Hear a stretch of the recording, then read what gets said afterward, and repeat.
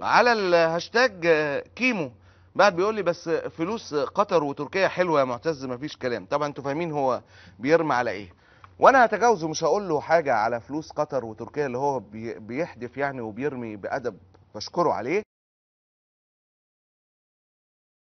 ان هي سبب في الاراء اللي الواحد بيقولها. انا مش هكلمه في الجزء دي خالص، ولكن بس هساله سؤال منطقي كمان يعني محيرني جدا وحازز في نفسي.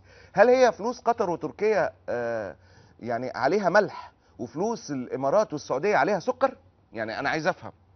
اذا افترضنا ده اللي هو كذبا وكذب بواح والله، اذا افترضنا ان الكذب ده ماشي، يعني فلوس قطر وتركيا دي غسيل اموال، وفلوس الامارات والسعوديه شافيه نقيه صافيه، يعني حتى اذا كان ده وده غلط فيعني ما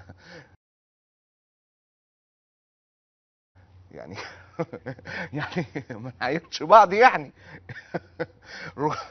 وانا مش عايز الجمله دي تتقطع ويتقال ان هو بيقول ان دي حقيقه، ولكن حتى مع كاتب هذا الكلام فيعني ما يبقاش كده. السعوديه والامارات، طب ما الدنيا ماشيه بالسعوديه والامارات بقالها سنه اهي، حلال وهنا حرام. ماشي ماشي يا سيدي، بشكرك.